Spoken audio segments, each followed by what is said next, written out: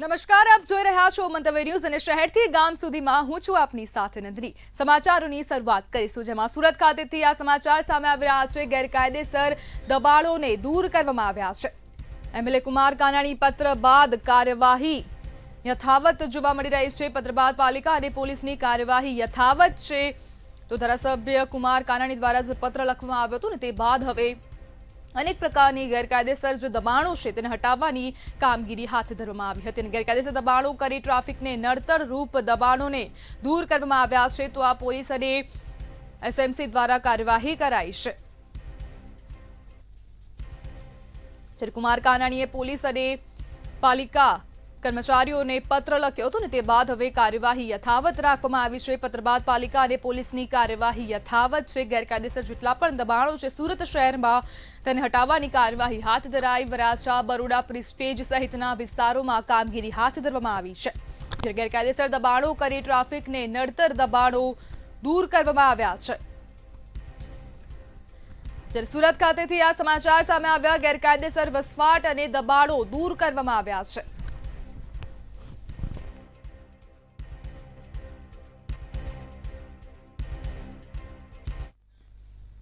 તો રાજકોટ ખાતેથી આ સમાચાર સામે આવી રહ્યા છે। તો અન્ય સમાચાર રાજકોટ ખાતેથી સામે આવી રહ્યા છે। તો રાજકોટથી આ મહત્વપૂર્ણ સમાચાર સામે આવી રહ્યા છે। પાટીદાર સમાજની ઈડબ્લ્યુએસ માંગણીનો જે મુદ્દો હતો તેને લઈને આ વધુ સમાચાર। ક્ષત્રિય કોળી ઠાકોર સમાજ જિલ્લા પ્રમુખ સીએમને પત્ર લખ્યો છે। ઓબીસી, એસસી, એસટી સમાજની રાજકીય ક્ષેત્રે નોંધ લેવાતી નથી, તેને અંતર્ગત હવે મુખ્યમંત્રીને પત્ર લખવામાં આવ્યો છે। ગુજરાતમાં 2.5 કરોડની કોળી અને ઠાકોર સમાજની વસ્તી છે, છતાં પણ રાજકારણમાં તેમને ધ્યાન નથી આપવામાં આવતું। જ્યારે સાંસદ ધારાસભ્યમાં બીજા અનેક લોકો, અનેક જાતિઓ અને અનેક સમાજના લોકોનો સમાવેશ થાય છે।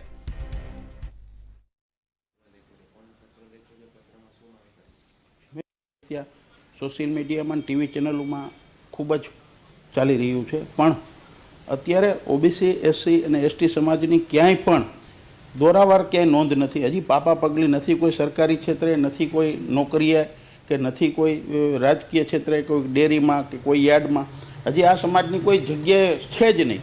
અને હજી આમાં આટલું પરિબળ રીતે આગળ વધી રહી તો સરકારને એક રજૂઆત કરી છે કાર્યકર્તા તરીકે કે આવા કોઈ પણ નિરાકરણ લેવા માટે ઓબીસી, એસટીના તમામ સમાજને ભેગા કરીને એની એક સલાહ લઈએ અને એની એક સમાજમાં આખા ઓબીસી, એસટીનું એક ગુજરાતનું એક લેવલ ઊભું કરીને એમાં એની લઈને જે આ સમાજના ખૂબ જ જરૂરિયાત છે, એટલે પહેલાં આની જરૂરિયાત આ સમાજની પૂરી થાય। નુકસાન શું થાય? નુકસાન સાહેબ બહુ ઝાઝું થાય છે, કારણ કે હજી આ સમાજના કોઈ ઠેકાણા જ નથી। હજી આ પહેલે પગથિયે ચડ્યું છે ને હજી આ સમાજ એવી ઘણી સીટો। તો બનાસકાંઠાથી આ સમાચાર સામે આવી રહ્યા છે। દારૂ અને ડ્રગ્સ મુદ્દે પોલીસ દ્વારા મોટી કાર્યવાહી હાથ ધરવામાં આવી હતી। સમાચાર સામે આવી રહ્યા છે બનાસકાંઠાથી। બનાસકાંઠામાં દારૂ અને ડ્રગ્સ મામલે પોલીસે મોટી કાર્યવાહી કરી છે। જિલ્લામાં 3 માસમાં દારૂ અને એનડીપીએસ મામલે કાર્યવાહી હાથ ધરવામાં આવી હતી। 3 માસમાં દારૂના 3164 જેટલા કેસ નોંધાયા, જેમાં 20 કરોડ જેટલો મુદ્દામાલ જપ્ત કરવામાં આવ્યો છે। જ્યારે એનડીપીએસનો 1 લાખથી વધુનો મુદ્દામાલ જપ્ત કરાયો। પોલીસે રેડ કરી 3372 આરોપીઓની અટકાયત કરી છે। જિલ્લામાં દારૂ અને ડ્રગ્સ મામલે પોલીસ દ્વારા મોટી કાર્યવાહી હાથ ધરવામાં આવી હતી। નમસ્કાર, હું પ્રશાંત સુંબે, પોલીસ અધિક્ષક બનાસકાંઠા। બનાસકાંઠા જિલ્લા પોલીસના તરફથી દારૂ, ડ્રગ્સના વિરુદ્ધ જે કાર્યવાહી કરવામાં આવી રહી છે તેમાં છેલ્લા 3 મહિનામાં કુલ 3164 જેટલા કેસીસ કરવામાં આવેલ છે દારૂના પ્રોહિબિશન એક્ટ અંતર્ગત, અને તેમાં 3372 જેટલા આરોપીઓને અટકાયત કરવામાં આવેલ છે। આ જે પ્રોહિબિશનના કેસીસ છે જેમાં લગભગ 20 કરોડ જેટલી દારૂનો મુદ્દામાલ જપ્ત કરવામાં આવેલ છે। તો કોંગ્રેસના નેતાએ લોકોને અપીલ કરી છે। તો આ સમાચાર અમદાવાદ ખાતેથી સામે આવી રહ્યા છે। તો કોંગ્રેસના નેતા દ્વારા લોકોને અપીલ કરવામાં આવી છે। તો અમદાવાદથી આ સમાચાર। અમદાવાદના કોંગ્રેસના નેતાએ લોકોને અપીલ કરી છે, જેમાં રાજ્યમાં દેશી વિદેશી દારૂના વેપલાને લઈને રોષ જોવા મળી રહ્યો છે। સ્થાનિકમાં દારૂ વેચાણ થતું હોય તો સરનામું આપજો તેવું હવે કોંગ્રેસના નેતા દ્વારા લોકોને અપીલ કરે અને દારૂ જુગારના અડ્ડાના સરનામાની પણ માંગ કરી છે. મિત્રો, આપણે સૌ જાણીએ છીએ કે ગુજરાતની અંદર હાલ દારૂ અને ડ્રગ્સના બોલબાલા છે. દારૂનું દૂષણ ઓછું હતું એમ ડ્રગ્સનું દૂષણ છેલ્લા 5-10 વર્ષથી એટલી હદે વધી ગયું છે કે હવે ગુજરાતના ખૂણે ખૂણે ડ્રગ્સ પણ મળી રહ્યું છે. હવે ઘણા દિવસથી આ ઝુંબેશ ચાલી રહી છે કે ગુજરાતમાં દારૂબંધી અને ડ્રગ્સ સંપૂર્ણપણે બંધ થવો જોઈએ. સરકારે જવાબદારી લેવી જોઈએ અને આ નશામાંથી લોકોને મુક્ત કરવા જોઈએ. મિત્રો, આપણે કોંગ્રેસ પક્ષ તરફથી આ નક્કી કરવામાં આવ્યું છે અને મારા તરફથી હું સ્પેસિફિક વાત કરીશ કે મણિનગર વિધાનસભા અને વટવા વિધાનસભામાં જેટલા પણ મારા કોંગ્રેસના કાર્યકર્તાઓ છે, જેટલા પણ નાગરિકો છે, જે પણ આ વિડીયો જોઈ રહ્યા છે અને સાંભળી રહ્યા છે, તમામને મારી વિનંતી છે કે મણિનગર વિધાનસભા અને વટવા વિધાનસભામાં આવતા Vatva police station, Vatva GIDC police station, Narol police station, Maninagar police station, Isanpur police station, Amraiwadi police station, Khokhra police station અને Kagdapith police station, Odhav police station, Ramol Hathijan police station, આ પોલીસ સ્ટેશનોની હદની અંદર જ્યાં જ્યાં પણ દેશી દારૂ, ઇંગ્લિશ દારૂ, ડ્રગ્સ, જુગાર કે અન્ય કોઈ પણ પ્રવૃત્તિ એવી ચાલી રહી છે કે જેનાથી યુવાધન બરબાદ થઈ રહ્યું છે, એની માહિતી મારા સુધી પહોંચાડો અને આપણે સૌ ભેગા થઈને એ જગ્યા ઉપર પહેલા તંત્રનું ધ્યાન દોરીશું અને આપણે જનતા રેડ ત્યાં આગળ કરીશું. જનતા રેડ. તો વડોદરામાં જામવા બ્રિજ નજીકથી મૃતદેહ મળી આવ્યો છે. તો આ સમાચાર સામે આવી રહ્યા છે. વડોદરા ખાતેથી જામવા બ્રિજ નજીકથી મૃતદેહ મળી આવ્યો છે. તો જામવા બ્રિજ નજીકથી આ મૃતદેહ મળવાના સમાચાર વડોદરા ખાતેથી સામે આવ્યા. અજાણ્યા પુરુષનો મૃતદેહ મળી આવ્યો છે. પુરુષનો મૃતદેહ મળી આવતા ચકચાર મચી જવા પામી હતી ને ઝાડ પર લટકેલી હાલતમાં ડીકમ્પોઝ મૃતદેહ મળતા ચકચાર મચી જવા પામી છે. 112 ને જાણ કરતા પોલીસ સ્થળ પર પહોંચી આવી હતી.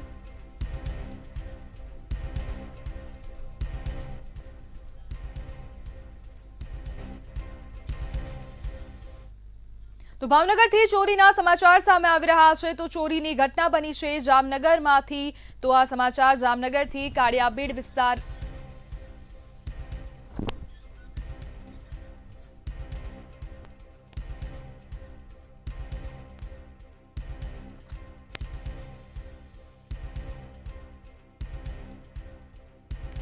ભાવનગરથી આ સમાચાર સામે આવી રહ્યા છે. પોલીસ ઘટના સ્થળે કાર્યવાહી હાથ ધરી છે. તો આ ચોરીના સમાચાર જેમાં સીસીટીવીમાં તસ્કરો કેદ થતા પોલીસે તપાસ હાથ ધરી હતી.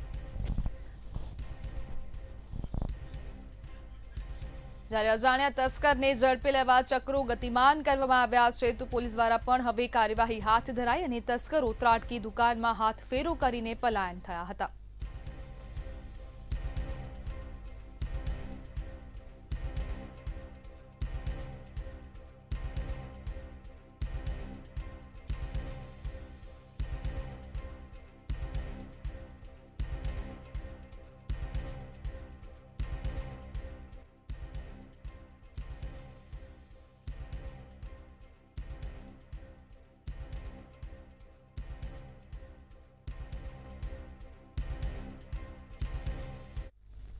તો સુરતથી આ સમાચાર સામે આવી રહ્યા છે. સહારા દરવાજા બ્રિજ નજીક આ અકસ્માતની ઘટના સામે આવી છે. તો અકસ્માતના સમાચાર સુરત ખાતેથી સામે આવી રહ્યા છે.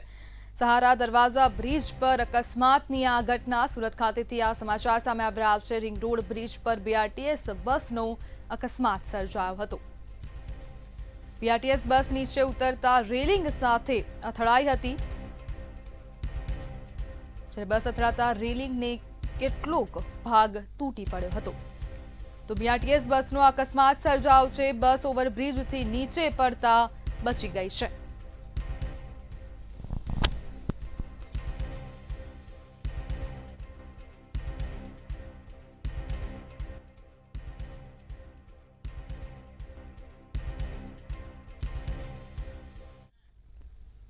રાજ્યમાં ઠંડીને લઈ હવામાન વિભાગ દ્વારા આગાહી કરવામાં આવી છે. હવામાન વિભાગની આગાહી અનુસાર આગામી 7 દિવસ સુધી ઠંડીમાં કોઈ વધારો નહીં થાય. 1 ડિસેમ્બરથી 7 ડિસેમ્બર સુધી સામાન્ય ઠંડી રહેશે. ઉત્તર સૌરાષ્ટ્રના દરિયા કિનારે ઠંડીનો ચમકારો દેખાશે.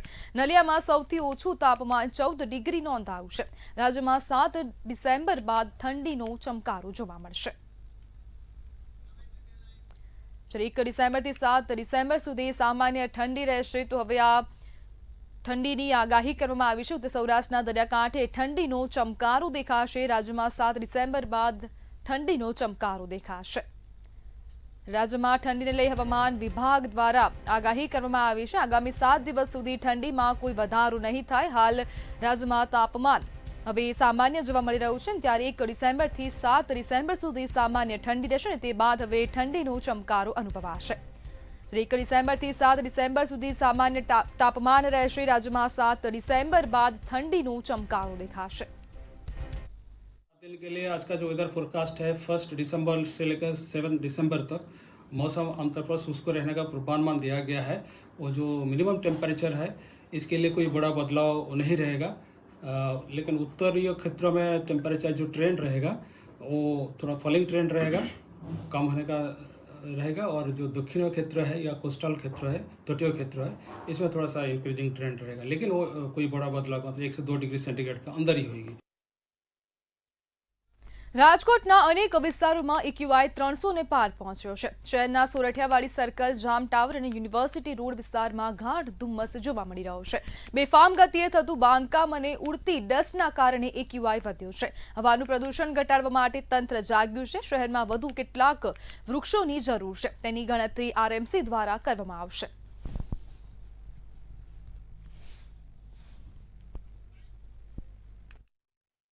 છેલ્લા ઘણા વર્ષોથી પોલ્યુશન છે બહુ ખૂબ જ વધારે છે અને સવારમાં જે લોકો વોકર ઝોનની અંદર વોકિંગ માટે નીકળતા હોય એને ખૂબ જ ખતરો વધારે છે. તો જો આમ જોવા જઈએ તો અત્યારે છેલ્લે 300-350થી વધારે જે હવા છે એ ખરાબ થઈ ગઈ છે, તો એના માટે તંત્ર ક્યાંક ને ક્યાંક જવાબદાર છે. રાજકોટ શહેરની ભાગોળાની વિસ્તારની અંદર ઉદ્યોગો જે આવેલા છે, મોટા મોટા ઉદ્યોગો છે, જો એ ઉદ્યોગો બંધ નહીં થાય તો માનવ શરીર માટે બહુ આવતા સમયની અંદર ખૂબ મોટો ખતરો વધી રહ્યો છે. રાજકોટ મહાનગરપાલિકા દ્વારા શહેરમાં પ્રદૂષણનો ઘટાડો થાય તે માટે આપણે વધુમાં વધુ વૃક્ષોનું વાવેતર માટેનું આયોજન કરી વૃક્ષારોપણ કાર્યક્રમ કરતા હોઈએ છીએ. રાજકોટ શહેરમાં હાલે કેટલા વૃક્ષો છે, કઈ કઈ જગ્યાએ છે, કયા વિસ્તારમાં કેટલા વૃક્ષો છે, એ તમામ વૃક્ષોનું જે ઇન્ડિવિડ્યુઅલ વૃક્ષો છે એ ઇન્ડિવિડ્યુઅલ વૃક્ષોનું જીઓ ટેગિંગ કરી કઈ જાતનું વૃક્ષ છે, કેટલી ઉંમર છે, એમનું તંદુરસ્તી વૃક્ષની કેવી છે, કોઈ સુકાઈ ગયેલું છે, હેલ્ધી છે, આ તમામ પ્રકારની માહિતી આપણે એકત્ર કરીશું. આપણે સ્વીપર મશીનથી ક્લિનિંગ કરી શકીએ કે બધી ધૂળ ખેંચાઈ જાય એની વેક્યુમથી. પછી સ્પ્રિંકલર સિસ્ટમ આપણે એનો યુટિલાઇઝ કરી શકીએ. આપણે વૃક્ષારોપણ ખૂબ મોટા પ્રમાણમાં કરી શકીએ. પછી આપણે જે વ્હીકલ્સ છે એ મેક્સિમમ બને ત્યાં સુધી ઈ વ્હીકલ્સ તરફ આપણે વળીએ તો આ સિચ્યુએશન વધુ બગડે નહીં.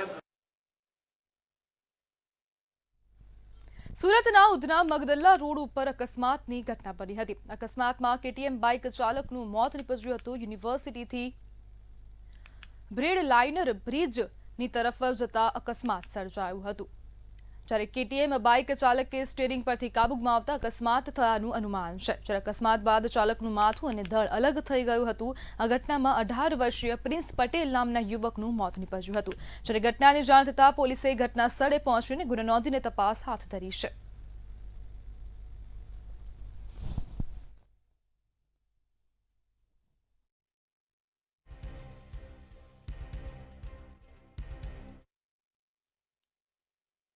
ભાઈ આવ્યો સ્પીડમાં ને ડિવાઈડરથી ઠોકાઈ ગયો.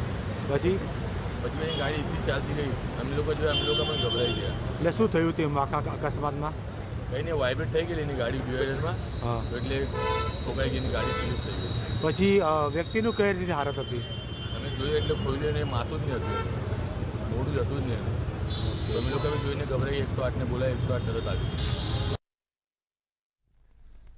સંસ્કારી નગરી વડોદરામાં મહિલાઓ સુરક્ષિત નથી. સેવાસીની સમન્વય સ્પ્લેન્ડિડ અપાર્ટમેન્ટનો બનાવ સામે આવ્યો છે.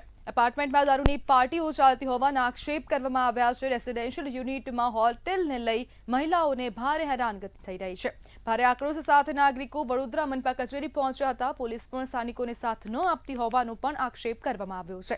તેમજ સ્પ્લેન્ડિડના નાગરિકોએ હોટેલ સીલ કરવાની માંગ કરી છે. વડોદરા મહાનગરપાલિકાના ઇલેક્શન વોર્ડ નંબર 9 માં આવેલું સમન્વય સ્પ્લેન્ડિડ નામનું જે બિલ્ડિંગ છે, જે એપાર્ટમેન્ટ છે, એ એમાં 4 જેટલા એપાર્ટમેન્ટ છે ને 142 જેટલા લગભગ ફ્લેટ આવેલા છે.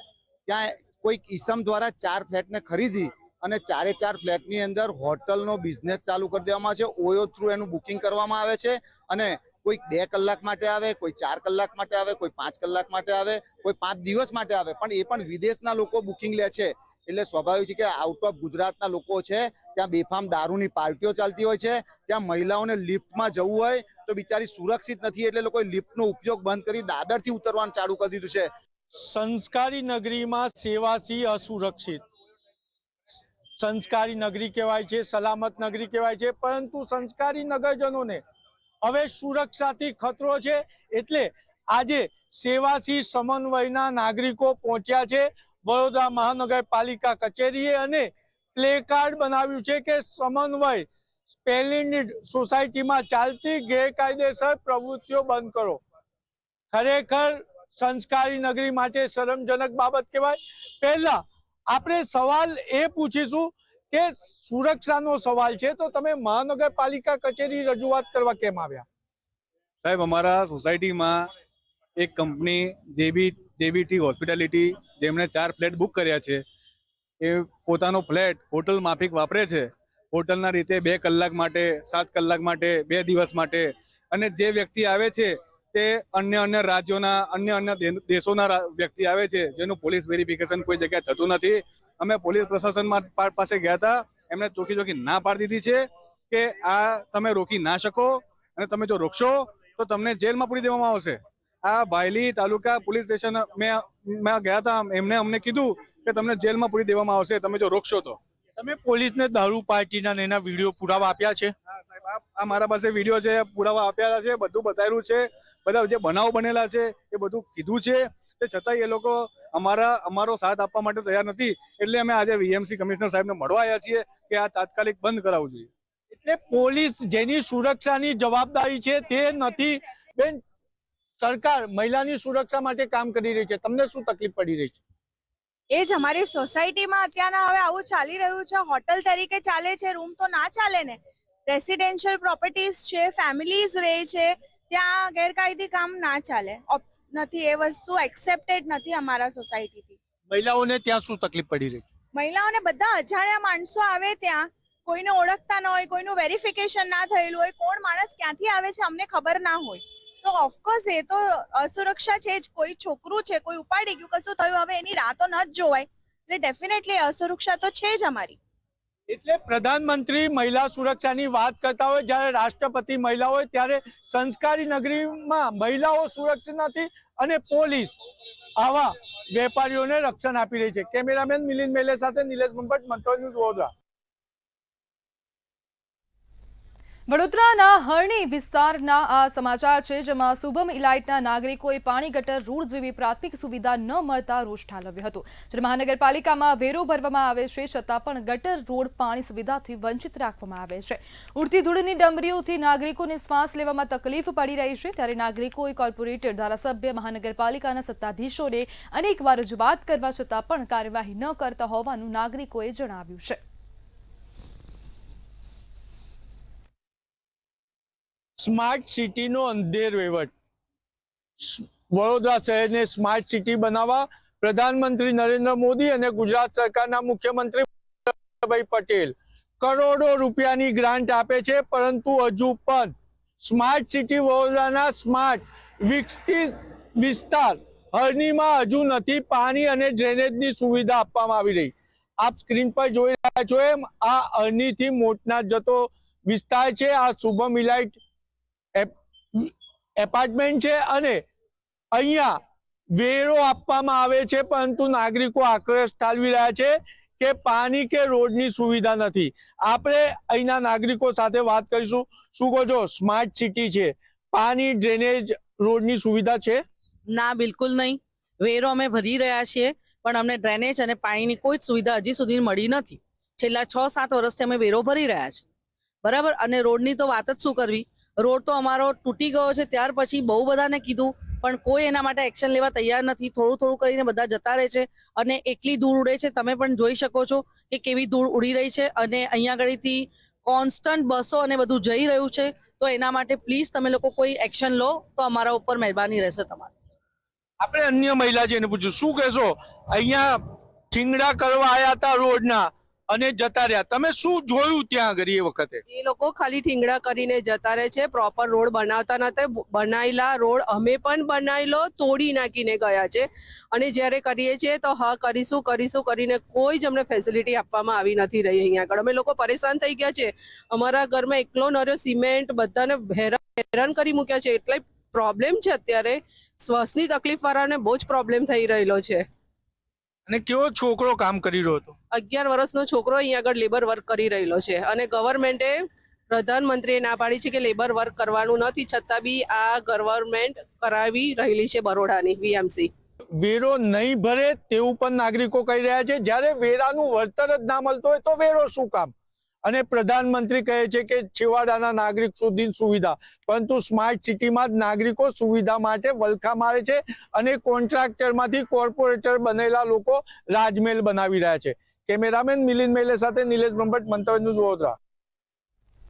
સુરત શહેર એક તરફ સ્વચ્છતા સુપર લીગમાં સ્થાન મેળવી દેશભરમાં વાહવાહી મેળવી રહ્યું છે, પરંતુ બીજી તરફ સુરત શહેરના અનેક વિસ્તારમાં વાસ્તવિકતા કંઈક જુદી સામે આવી રહી છે.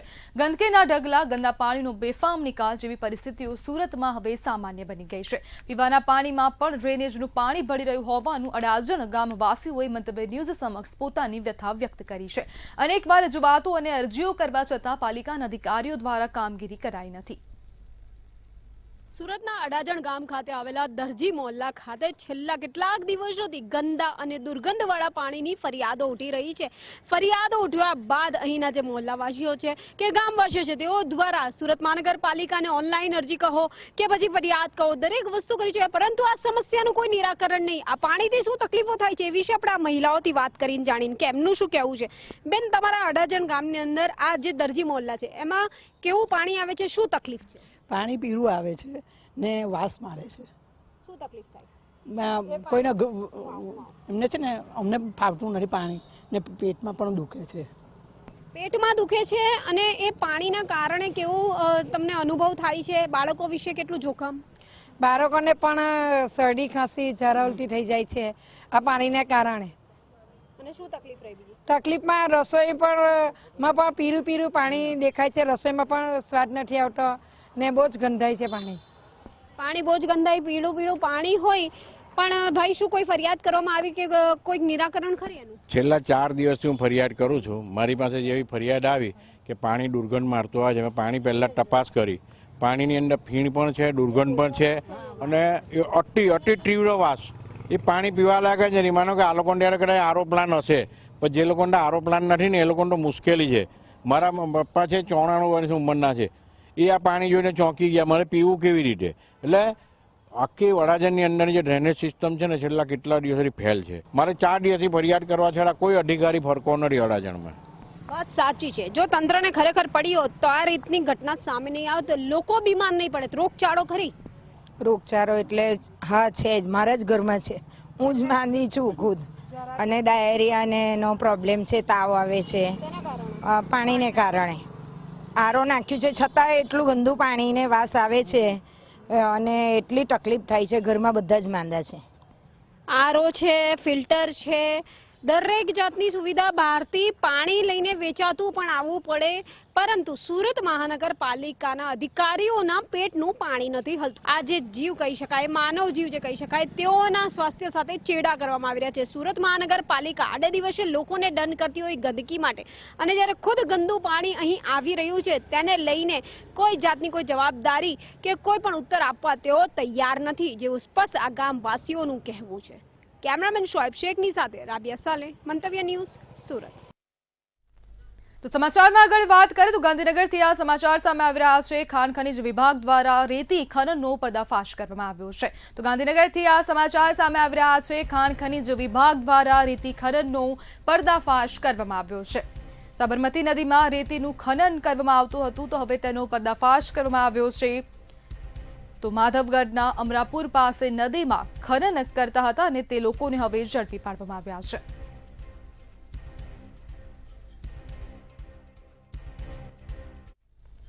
તો શહેરથી ગામ સુધીમાં હાલ બસ આટલું જ. વધુ માહિતી માટે જોતા રહો મંતવ્ય ન્યૂઝ. નમસ્કાર.